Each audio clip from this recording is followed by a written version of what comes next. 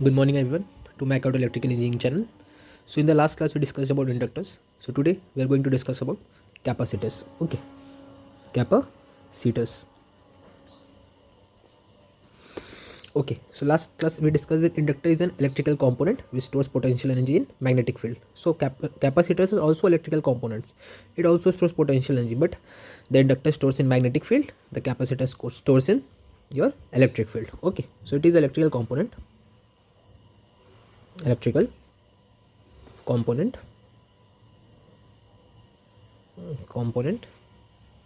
and what is the use of a capacitor? To store potential energy,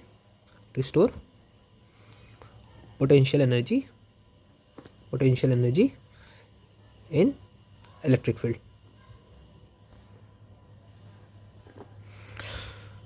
So basically you know that I am, right? I am, this is a shortcut. Okay, I am. So I for inductors and M means stores potential energy in magnetic field. So in capacitors there is no M, right? So it stores potential in electric field. Okay, this is a shortcut trick to remember this. I am. Next, capacitors. Okay, so we are discussing about capacitors. How we'll connect a capacitor? For example, there is only two terminal given, right? And I want to connect a capacitor between these two terminals. So I'm connecting a capacitor, two equal lines. Okay, this is my capacitor connected between two terminals. Capacitor is given by C. Okay, the voltage here is V naught of T, that is voltage is flowing in a time interval T. What will be the current? I naught of T, right, from Ohm's law. Okay, so to find this voltage will be equal to 1 by C integration of current with respect to dt. So what is voltage? For inductor it was L di by dt. For capacitor it will be 1 by C integration of current with respect to dt. Next, so for example there are n number of capacitors connected in series, right? N number of capacitors connected in series. So how will we represent it? For example, capacitor 1, capacitor 2, capacitor 3 till till ln. Okay, so capacitor 1, C2, C3 and Cn, that is n number of capacitors. So equivalent capacitance will be, that is Ceq will be in series, it will be Ceq is equal to 1 by C1 plus 1 by C2 plus 1 by Cn.